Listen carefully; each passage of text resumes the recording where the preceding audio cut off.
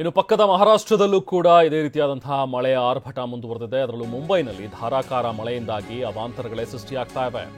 ಸಮುದ್ರದಂತಾಗ್ಬಿಟ್ಟಿದೆ ಮುಂಬೈನ ಹಲವು ಪ್ರದೇಶಗಳು. ಭಾರಿ ಮಳೆಯಿಂದಾಗಿ 50 ವಿಮಾನಗಳ ಹಾರಾಟವನ್ನ ಕೂಡ ಈಗಾಗಲೇ ಬಂದ್ ಮಾಡಿದ್ದಾರೆ.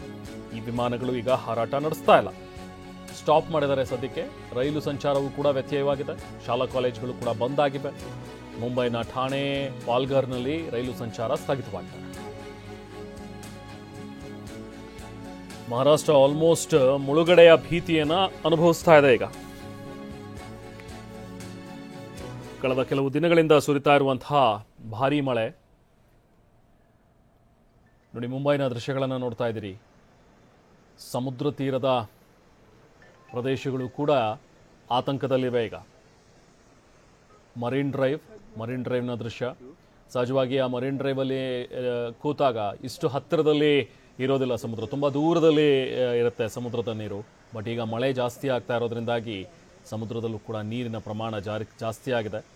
ಹಾಗಾಗಿ ಈಗಾಗಲೇ ದಡಕ್ಕೆ ಅಪ್ಪಳಿಸ್ತಾ ಇರುವಂತಹ ಸಮುದ್ರದ ನೀರು.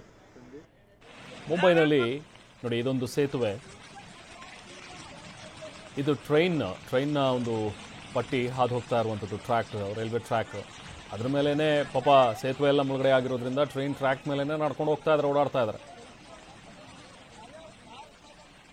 ಬಟ್ ಅದೃಷ್ಟವಶಾತ್ ನೋಡಿ, ಆತ ಅಲ್ಲಿಂದ ಪಾಸ್ ಆಗಿ ಹೋದ ನಂತರ ಇದು ಕೊಚ್ಚಿ ಹೋಗುತ್ತೆ.